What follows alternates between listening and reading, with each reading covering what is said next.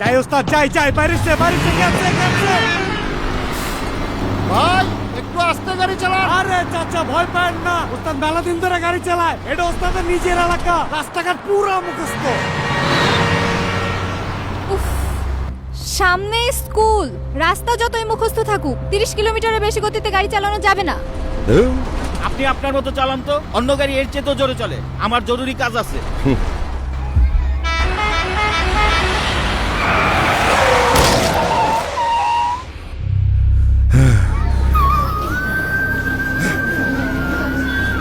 ওস্তাদ, এটা তো আপনার মাইয়া।